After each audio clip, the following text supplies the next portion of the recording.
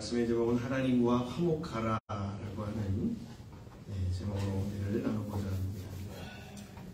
이 한국의 성자라고 불리우시는 분이 있었습니다. 영락교회를 담임하셨던 고 한경직 목사님이신데요. 그분이 이제 목회하실 때에 성도들 간의 의견이 일치하지 않아서 다툼이 일어날 때에 조용히 강단에 오르셔가지고 이렇게 말씀하셨다고 합니다. 주님이 우리를 사랑하셨는데 우리도 서로 사랑하는 것이 마땅하지 않습니까?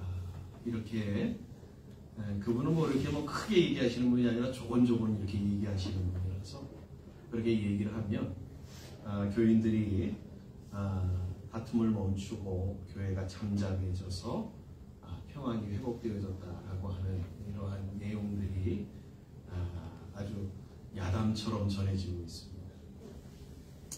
저는 사실 이 이야기들을 책으로 접하고 이야기를 들으면서 두 가지를 생각했죠. 한경직 목사님이 얼마나 성도들에게 인정을 받고 존경을 받았는가라고 하는 것을 보여주는 이해가 아닌가라고 하는 것을 생각했습니다. 근데 정작 중요한 것은 이겁니다. 성도들이 이 한 목사님의 말씀을 듣고 순종하였다라고 하는 거예요. 저는 이게 더 중요하다고 생각합니다. 어떻게 그들이 그 목사님의 이야기를 듣고 순종했을까? 이유가 있겠죠. 그것은 그 성도들이 성경을 하나님의 말씀 그리고 하나님의 말씀에 있죠? 그 하나님의 말씀에 대한 순종함을 보여주는 그러한 모습이 아닌가라고 저는 생각을 하였습니다. 여러분, 신앙 가운데 순종은요, 우리의 신앙의 척도라고 할 수 있습니다.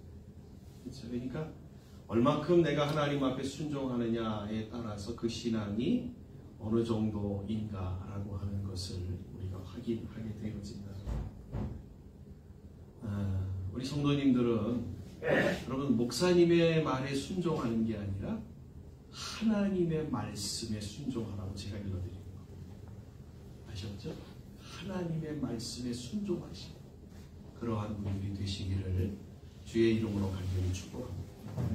하나님이 인정하시는 하나님이 인정하시면 여러분 하나님이 여러분의 삶에 역사하시는 일들이 일어나게 됩니다. 저는 이러한 일들이 우리 성도님들의 삶 속에 좀 풍성하게 있었으면 좋겠다. 늘 기도하고 마음으로 소원하며 여러분들에게 말씀을 드립니다. 여러분, 이러한 하나님의 말씀에 순종하시는 그러한 분들이 되어지셔서 정말 하나님의 놀라운 역사들을 여러분의 삶 속에서 경험하는 복된 분들이 되시기를 주님의 이름으로 간절히 축복합니다. 오늘 말씀은 사도 바울이 고린도 교회 성도들을 향하여서 이야기해준 내용이 말씀입니다. 그 대표적인 이야기가 뭐냐면 여러분 하나님과 화목하십시오 라고 하는 내용이었습니다. 여러분, 오늘 이 말씀 사도 바울이 고린도 교회를 향하여 고린도 교회 성도들을 향하여 했던 것처럼 저도 여러분에게 이렇게 말씀드리고 있습니다. 하나님과 화목하시는 분들이 되십시오. 이거는 제 얘기가 아니라 성경의 말씀이고 하나님께서 우리에게 명하시는 말씀이다 라는 것을 기억하시고 순종하시는 복된 분들이 되시기를 주님의 이름으로 간절히 축복합니다. 왜 하나님과 화목해야 되냐? 하나님과 화목하면 하나님의 은혜와 평강이 우리의 심령과 삶에 주어지기 때문이고 하나님이 찾아오시기 때문이다 라고 하는 겁니다. 사실 여러분, 이 화목을 원하는 쪽은 우리가 아니고요, 사실은 하나님이 더 우리보다 더 원하신다는 거예요. 하나님이 우리와 더 화목해지고 더 친해지고요, 더 가까워지기를 우리보다도 하나님이 더 원하신다는 거예요. 하나님은 우리를 사랑하시기 때문에 우리가 하나님과 화목함으로 인하여서 하나님의 놀라운 은혜, 하나님의 놀라운 사랑, 그분의 풍성한 은혜 가운데서 살도록 하기 위해서 말입니다. 그래서 구약 성경에 보시면요, 모세오경에 특별히 보시면요, 하나님이 이스라엘 백성들에게 하나님과 화목하도록 하기 위하여서 하나님께서 제사 제도를 하나 주신 게 있습니다. 그게 뭐냐면 그 이름 똑같이 화목제, 화목하는 제사, 이 화목제를 하나님이 하나님 앞에 드리라 이렇게 명하시고 있음을 보게 된 거죠. 대표적인 말씀 출애굽기 20장 24절의 말씀을 제가 읽어드릴게요. 내게 토단을 쌓고 그 위에 내 양과 소로 내 번제와 화목제를 드리라. 내가 내 이름을 기념하게 하는 모든 곳에서 내게 임하여 복을 주리라. 이렇게 말씀하고 있습니다. 그러니까 하나님과 화목해 하는 것, 하나님과 가까워지고 하나님과 친밀하게 되어질 때에 하나님께서 어떻게 해주신다라고 말씀하시냐면 하나님의 복을 우리에게 주겠다. 이렇게 약속하고 말씀하고 있는 내용입니다. 욥 또한 하나님과 화목하는 것이 얼마나 소중한 것이고 중요한 것인가를 우리에게 이야기해 주고 있는데요. 욥기 22장 21절에 보니까 이렇게 이야기하고 있습니다. 너는 하나님과 화목하고 평안하라. 그리하면 복이 내게 임하리라. 여러분, 하나님과 화목하면 복이 임한다라고 욥도 우리에게 이렇게 이야기하고 있습니다. 이러한 사실들을 알고 있는 바울이 바로 고린도 교회의 교인들을 향하여서 이야기하고 있는 거예요. 뭐라고요? 하나님과 화목하십시오 라고 말입니다. 여기 하나님과 화목한다라고 하는 말은 두 가지 의미를 갖고 있는데 좀 잘 기억하셨으면 좋겠습니다. 여러분, 하나님과 화목한다라고 하는 것은 어떠한 의미를 갖고 있냐면, 첫째는 그리스도를 믿음으로 인하여 죄의 문제가 해결되는 중생한다라는 의미가 이 화목한다라고 하는 것에 담겨져 있습니다. 그렇죠? 여러분, 하나님과 우리가 화목하는 것을 방해하는 가장 큰 원인이 뭐죠? 죄죠. 그렇죠? 하나님은 가장 싫어하시는 게 죄거든요. 그렇죠? 더러움을 싫어하셔요. 왜냐하면 하나님은 거룩하시고 온전하신 하나님이시기 때문에 죄를 싫어하시고 미워하시고, 그러니까 죄가 있으면 하나님과 가까워지고 화목해질 수가 없는 거예요. 그러니까 하나님과 화목하라라고 이야기하는 이 내용 속에는 어떠한 의미가 담겨져 있냐면 하나님과 우리의 관계를 방해하고 또 가로막고 있는 죄의 문제를 해결하라라고 하는 의미가 이사야서 59장 1절 잘 아시죠? 하나님이 너희 기도를 듣지 못하심이 아니라, 그렇죠? 너희에게 너희를 구원하지 못하신 것. 너와 나 사이에 죄의 담이 있으면 하나님이 너희의 소리에 귀를 기울이지 아니하시고 너희에게 손을 뻗어서 너희를 구원하지도 아니하신다. 이렇게 우리에게 이야기해주고 있는 거예요. 그렇죠? 그러니까 죄는 하나님과 우리의 사이를 갈라놓는, 그러니까 그 죄의 문제를 해결할 때 비로소 하나님과 화목하게 되어진다라는 의미입니다. 어떻게 하면 하나님과 화목해질 수 있어요? 어떻게 하면 죄의 문제를 해결할 수 있어요? 하나 한 가지밖에 없죠. 예수 그리스도를 나의 구주로 영접하라. 그렇죠? 예수님이 나의 죄 때문에 십자가에 죽으셨다라고 하는 그 사실을 믿음으로 받아들일 때에 비로소 우리는 죄의 문제를 해결받게 되어진다. 여러분, 이 예수님을 믿으시죠? 그래서 여러분 믿음으로 인하여서 죄의 문제를 해결받으신 줄 믿습니다. 그렇다고 한다면 여러분 이제 하나님과 화목할 수 있는 그러한 자리에 계신 분들인 것은 틀립니다.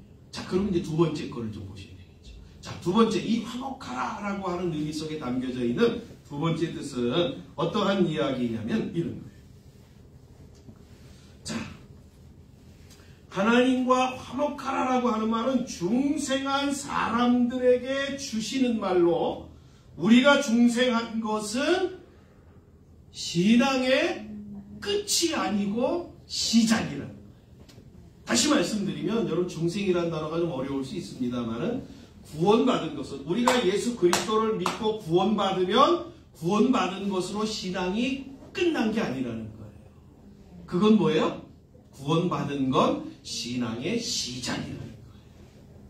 우리는 구원파가 아니에요. 구원파는 어떻게 얘기를 하냐면 구원받으면 신앙은 다 끝이다 이렇게 얘기를 해요. 근데 우리는 어떻게 해요? 구원받은 것은 신앙의 출발선이지 끝이 아니다 이렇게 이야기를 하고 있습니다. 아셨죠? 네. 그러니까 아무리 오래 신앙생활 하였다고 하여서 신앙의 완성을 이룬 사람은 아무도 없습니다. 그래서 바울은 뭐라고 얘기를 하냐면 나는 지금도 계속 달려간다. 앞에 있는 것을 붙잡으려고 나는 계속해서 달려가고 있는 사람이다 라고 자기 자신을 고백하고 있습니다. 그렇죠? 그러니까 잡았다 하고 이야기할 사람 없다는 거예요. 이미 나는 얻어서 만족한다 라고 하는 신앙 안에서는 완성을 이룬 이 사람은 없다라고 하는 거예요. 그렇죠? 그러니까 계속해서 달려가는 거예요. 그러기에 하나님과 화목하라 라고 하는 이 말은 매일매일의 신앙의 삶을 하나님 앞에서 바르게 살아가라 라고 하는 의미를 이야기해주고 있는 말씀입니다. 하나님과 화목한다. 어떻게 화목해요? 단순하게 말씀드리면 한 가지를 말씀드릴 수 있어요. 하나님의 말씀에 입각하여 살아가는 모습, 삶. 그게 하나님과 화목해지는 모습이다 라고 하는 거예요. 자, 그렇다고 한다면 이 바울은 왜 고린도 교회 교인들을 향하여서 하나님과 화목하라 이렇게 말하고 있는 것일까? 아니 고린도 교회인들은 교회 안에 들어와 있는 교인들이니까 이미 거듭나고 그렇죠 구원받은 사람들일 것은 분명해요. 그리고 매일매일 신앙의 삶을 살아가는 삶이 이것은 뭐 그렇잖아요. 네, 그런 사람들일 거잖아요. 그런데 왜 그런 사람들을 향하여서 바울은 하나님과 화목하라 라고 이야기하고 있는 것일까? 거기에 대한 답을 이 본문 18절과 19절이 우리에게 이야기해주고 있습니다. 한번 우리 성경을 보도록 하겠습니다. 18절과 19절입니다. 모든 것이 하나님께로서 났으며 그가 그리스도로 말미암아 우리를 자기와 화목하게 하시고 또 우리에게 화목하게 하는 직분을 주셨으니 곧 하나님께서 그리스도 안에 계시사 세상을 자기와 화목하게 하시며 그들의 죄를 그들에게 돌리지 아니하시고 화목하게 하는 말씀을 우리에게 부탁하셨느니라.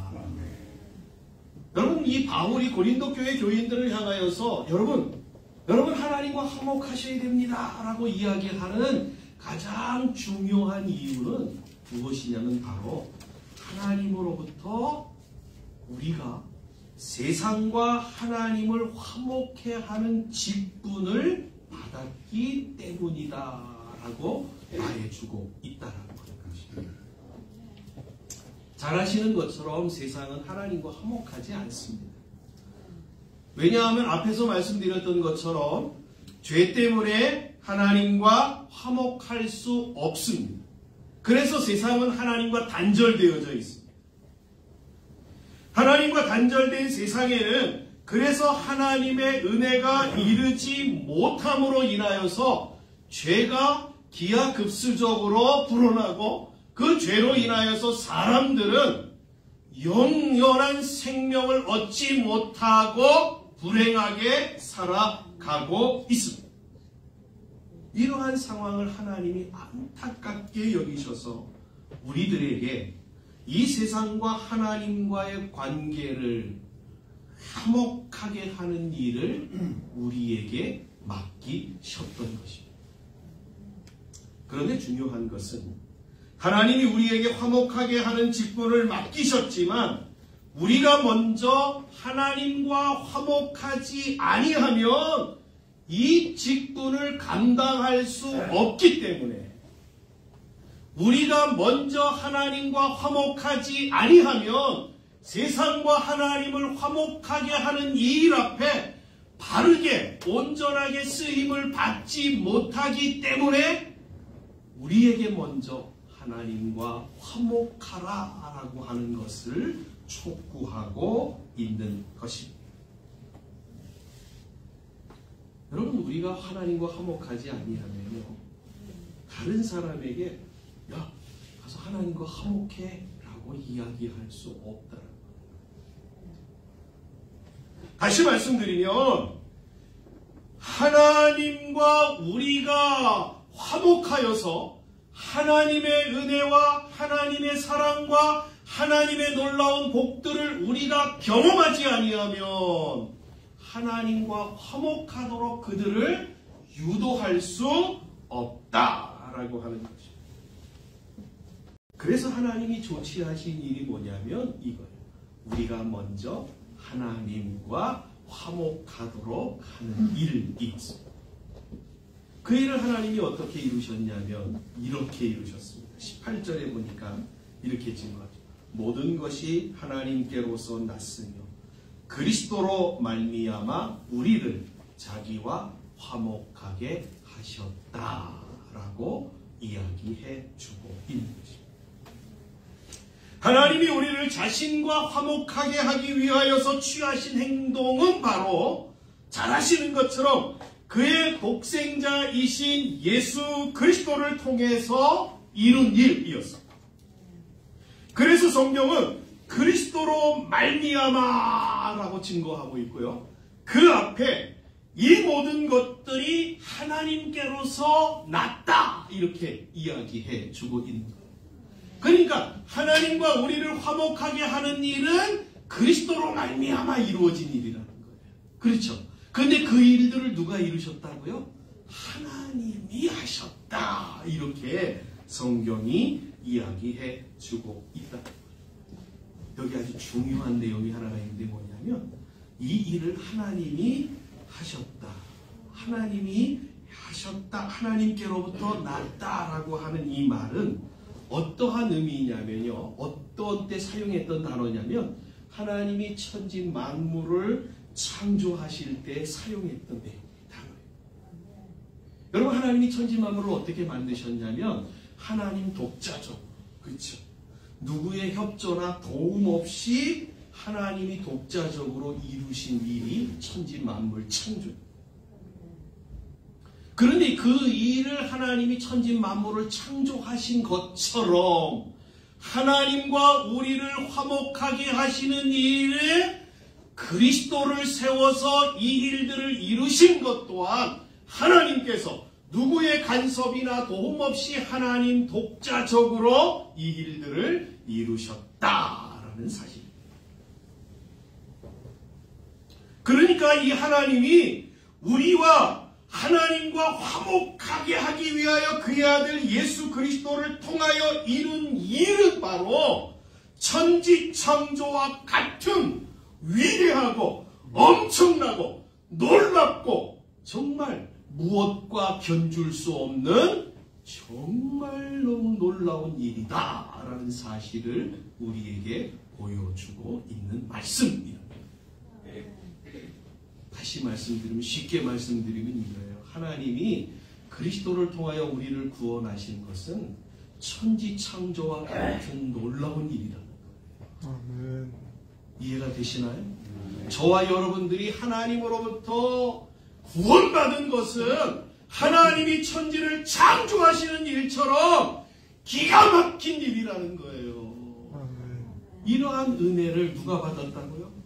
바로 저와 여러분, 우리가 받았다라고 성경이 우리에게 이야기해 주고 있는 것입니다.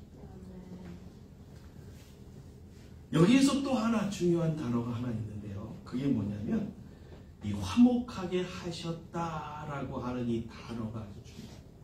이 화목하게 하셨다라고 하는 말이 뭐냐면 하나님이 그리스도를 통하여 하나님과 우리를 화목하게 하셨다라고 하는 것에 이 화목하게 하셨다라고 하는 것이 어떤 의미를 갖고 있냐면 바꾸다, 교환하다라고 하는 의미를 갖고 있습니다. 그러니까 다시 말씀드리면 하나님이 우리와 하나님을 화목하게 하기 위하여서 그리스도를 바꿈으로 인하여 우리와 화목하는 일을 이루셨다. 이런 말씀인 것입니다.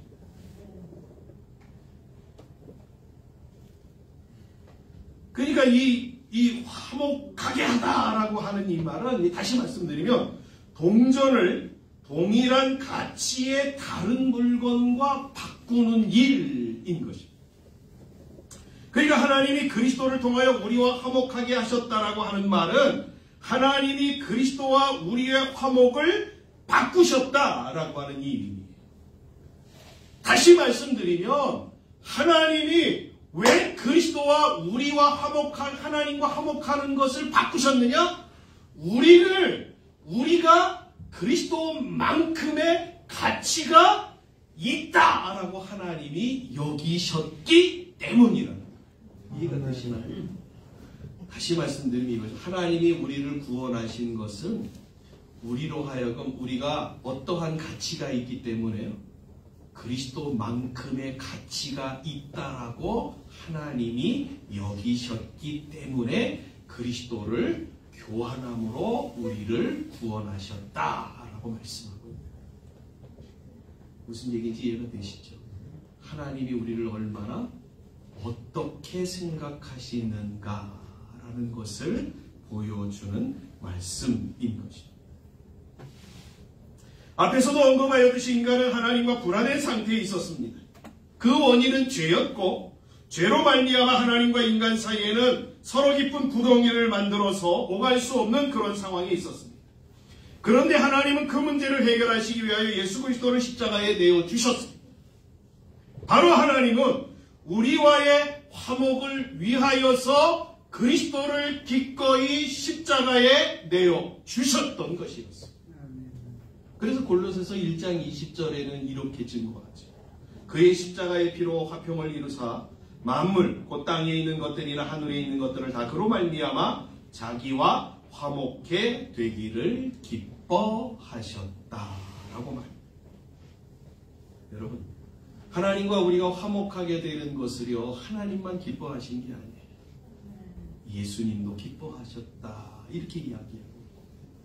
그러니까 당신이 예수 그리스도께서 자기가 자기를 바꿈으로 인하여서 자기를 교환함으로 인하여서 이 우리가 하나님과 화목하게 되어지는 일 앞에 너무너무 그것을 기쁘고 너무너무 그것이 좋아서 기꺼이 즐거운 마음으로 그 일들을 감당하였다 하는 것입니다. 하나님은 우리가 화목해 하는 직책을 감당하도록 하기 위하여서 먼저 우리를 하나님과 화목하게 하는 자가 되게 하셨습니다.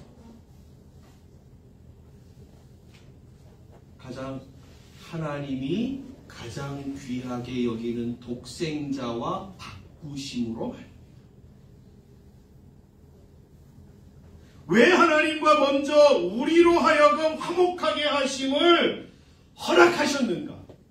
그리고 그 허락하심 속에서 화목해 하는 직분을 감당케 하셨는가 하는 것은 우리가 먼저 하나님과 화목해야만이 우리 안에 하나님의 복이 주어지기 때문인 것입니다.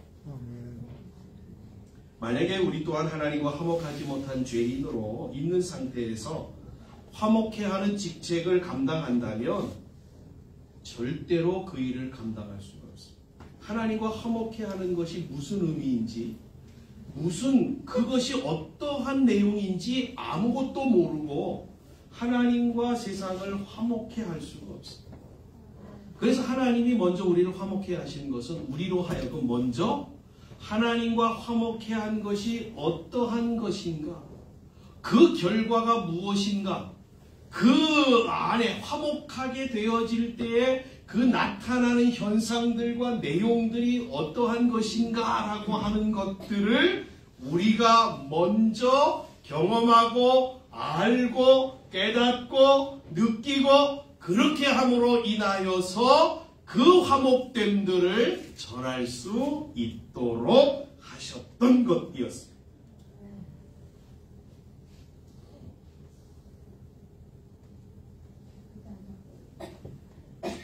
여러분, 이러한 이 하나님이 화목해 하시는 이러한 일들에서 어떻게 우리가 이러한 일들을 그러면은 이 화목해 하는 일을 감당할 수 있는가?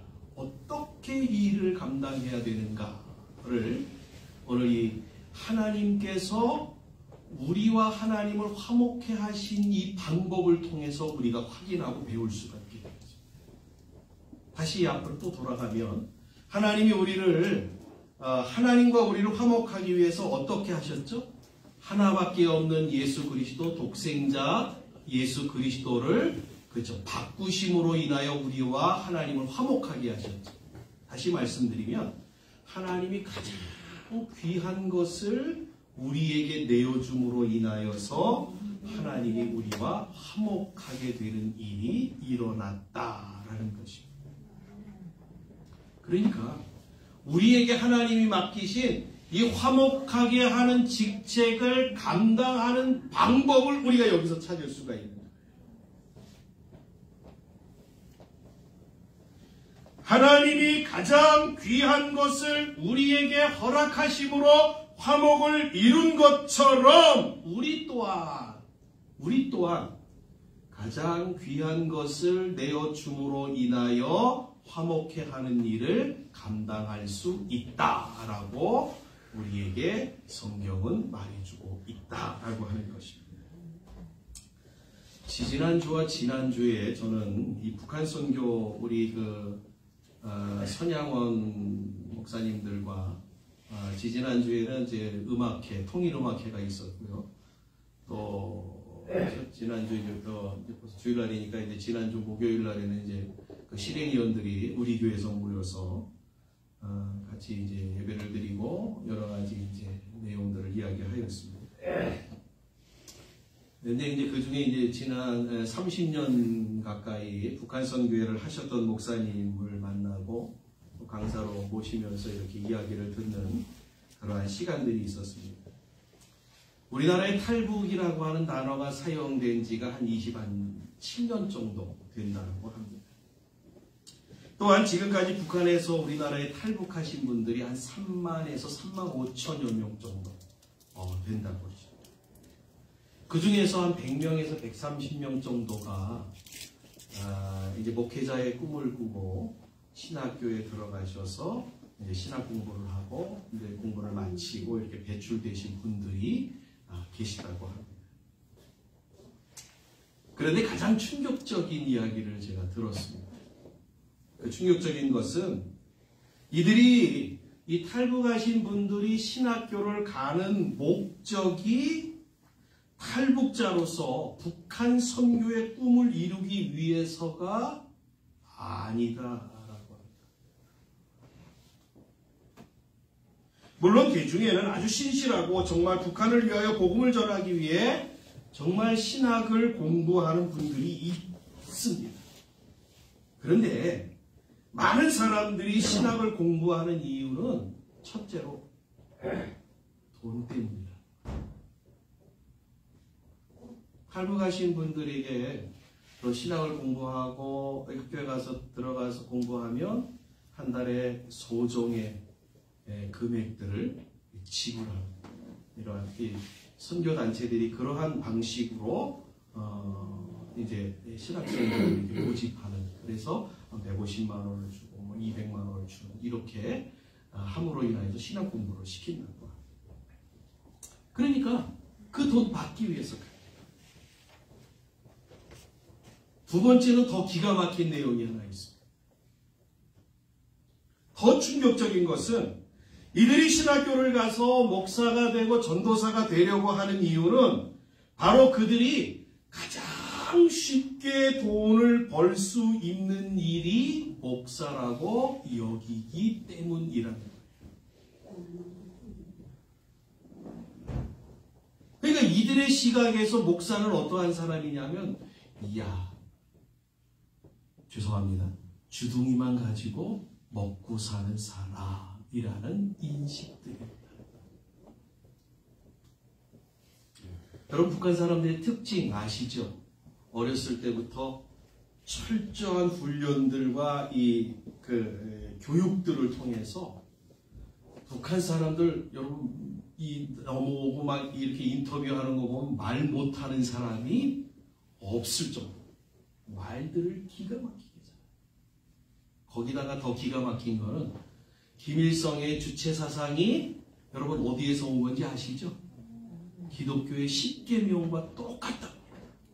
그러니까 김일성 수령만 빼고 하나님 아버지만 집어넣으면 그 내용은 다 똑같답니다.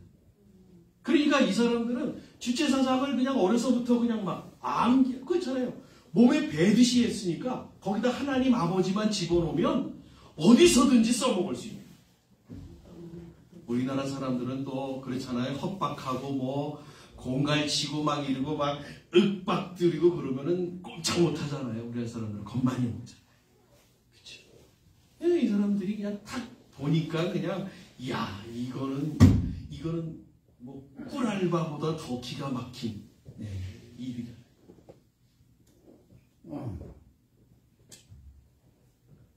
저는 이 이야기를 들으면서 이러한 생각을 했습니다. 우리가 무엇을 가장 귀하게 여기는가? 지금 우리가 무엇을 가장 귀하게 여기고 있는가라고 하는 것을 저는 엿볼 수가 있었습니다. 여러분, 우리가 가장 귀하게 여기고 있는 게 뭐죠? 돈이라는 거예요. 그래서 가장 귀하게 여기고 있는 것, 돈. 그렇죠? 그래서 북한 선교도 뭐 북한 선교뿐만이 아니라 선교도 돈을 가지고 하면 그것이 최선의 선교라고 생각하였던 것입니다. 그런데 그것이 탈북자들을 통해서 여실히 드러나게 된 거예요. 한국교회가 뭐예요? 돈을 가장 중요하게 여깁니다. 북한에도 신앙을 지키는 분들이 있답니다. 지금도요. 70년, 80년 문이 닫히기 전서부터 신앙생활 하시던 분들이 계속 지금까지도 생존해 계신 분들이 계시기 때문에 그분들을 통해서 신앙이 계속해서 물려져가지고 이어지고 있다고 합니다. 그 중에서 탈북하신 분들이 있어서 그들에게 좀 더 힘이 되도록 북한에 있는 분들에게 물질로 돕기를 원한다라고 그들에게 이야기했더니 여러분 어떠한 반응이 일어났는지 아세요? 그 신앙이 있는 분들이요 펄쩍 뛰면서 이렇게 얘기했다고 합니다. 당신들 우리 북한에 있는 이 성도들을 다 죽이려고 하십니까? 북한에 있는 교회들을 다 몰살시키려고 하십니까? 이렇게 이야기하면서 제발 돈 주지 말라.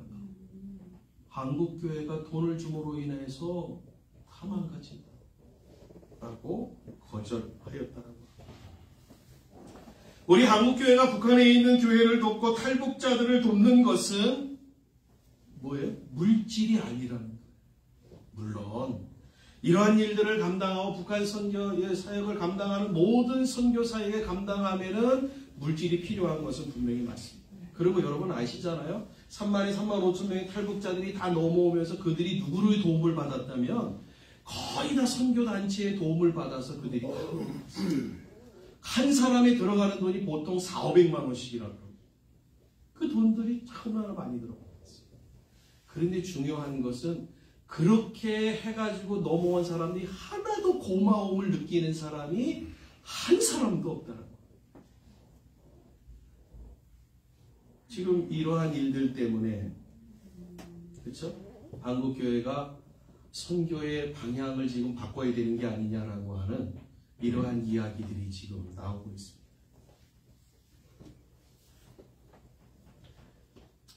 여러분, 제가 뭘 말씀드리려고 하냐면 선교는 돈이 전부가 되어서는 안 된다. 탈북자들 중에서 신앙이 있는 분들이 한국교회를 출석하고는 실망하여서 나 정말 교회 가고 싶지 않다라고 정말 호소하시는 분들이 많다라고. 그 왜 그러시냐고 그랬더니요. 교회 가니까 맨날 복 받는 이야기하고 맨날 자기 평안하고 잘 되는 이야기만 하고 세상에서 뭐 어떤 이야기만 하고 목숨 걸고 신앙생활하라고 하는 이야기라든지 그러한 것들은 교회에서 눈 씻고 찾아볼 수 없기 때문에 정말 교회가 오고 싶지 않아요. 북한에 있는 사람들은 지금 목숨 걸고 신앙생활하는 거거든요. 까딱 잘못했다가는 성경 귀절 하나 주머니에 호주머니 놓고 가다가 걸리면은 온 사지가 찢겨서 죽는 그러한 상황에서 목숨 걸고 신앙생활하는 거예요. 근데 한국 교회는 자기들하고 너무 다르다는 거예요. 그래가지고 교회 가기 싫어요. 하나님이 우리에게 맡기신 화목케 하는 직책은 바로 우리가 가장 귀한 것이라고 여기고 있는 생명을 걸고 해야 하는 것이다라는 것이 성경이 말하고 있는 내용입니다. 여러분, 이 화목케 하는 직책은 하나님이 사도들에게만 주신, 목사에게만 주신 어떠한 책임이 아닙니다. 예수 그리스도를 믿고 구원받은 모든 사람들에게 주어지는 책임인 것입니다. 그 사명을 감당하는 모습을 저는 이렇게 말씀드리고 싶습니다. 우리의 신앙에서 가장 경계해야 할 것은 이겁니다. 지금 이게 이제 우리 지금까지 한국 기독교 100년사에서 가장 아프게 대두하고 있는 내용들인 것 같아요. 가장 우리 신앙에서 경계해야 되는 것이 뭐냐면 이거예요. 말 따로 행동 따로인 신앙. 성경은 우리에게 복음을 전하는 일을 하라고 명하고 있습니다. 복음은 말로 전하는 것은 맞습니다. 그렇죠? 여러분, 예수 믿으십시오. 교회 가십시다. 예수 믿어야 천당 갈 수 있습니다. 우리의 죄 문제를 해결해야 마음의 평안함을 얻습니다. 복음은 말로 전하는 것은 맞습니다. 그런데 말만 가지고 하면 큰 문제를 야기할 수 있다라고 하는 것입니다. 그러기에 성도들이 가져야 할 자세는 말과 행동이 일치되어집니다. 만약에 말만 하고 행동이 따르지 않는다라고 한다면 그 말에 대하여서 비난의 화살이 어떻게 해요? 주어지기 때문에 그렇습니다. 여러분, 예수님은 이것에 대하여서 우리에게 이러한 말씀을 들려주고 있습니다. 마태복음 7장 16절 이하에 보면 이렇게 질문하죠. 그들의 열매로 그들을 알지니 가시나무에서 포도를 또는 엉겅퀴에서 무화과를 따겠느냐. 이와 같이 좋은 나무마다 아름다운 열매를 맺고 못된 나무가 나쁜 열매를 맺나니 좋은 나무가 나쁜 열매를 맺을 수 없고 못된 나무가 아름다운 열매를 맺을 수 없느냐. 이러므로 그들의 열매로 그들을 알리라. 지금 예수님은 우리가 바르게 신앙생활하는 자들이라고 한다면 거기에는 반드시 합당한 열매가 있어야 된다라고 말씀하고 있습니다. 말은 번듯하게 하는데, 그렇죠? 교회 안에서는 멋진 모습을 보여주고 있는데 우리의 삶에 나아가서는 정말 어떠한 모습 하나 건질 수 있는 것이 없다라고 한다면 그게 신앙인인가? 고개를 갸우뚱하게 되어진다라고 합니다. 하나님을 믿고 구원받은 사람이라고 한다면 말과 행동 중에서 어떤 것이 앞서라고 한다면 저는 행동이 앞서야 된다라고 말씀드리고 싶습니다. 말은 말, 행동이 하나님을 믿고 구원받은 사람처럼 행동하는 것, 그것이 중요하다. 여러분, 주님은 우리에게 열매가 있어야 된다고 얘기해요. 구원받은 사람이라고 한다면, 하나님을 믿는 사람이라고 한다면 열매가 있어야 된다고 얘기하지 않습니다. 이러한 열매가 바로 우리에게 하나님이 주신 화목케 하는 직책을 감당하는 일이라고 저는 말씀드리고 싶습니다. 우리가 나가서 예수 믿으세요, 이게 아니고요. 여러분의 삶에서 먼저 하나님 앞에서의 아름다운 열매를 맺는 것, 그것이 1번 하나님과 세상을 화목케 하는 일이라는 거예요. 이해가 되시죠? 그 열매는 어떤 열매예요? 대표적인 그 갈라디아서 5장 22절과 23절에 성령의 9가지 열매가 나오잖아요. 사랑과 희락과 화평과 오래 참음과 자비와 양성과 충성과 온유와 절제라는 열매.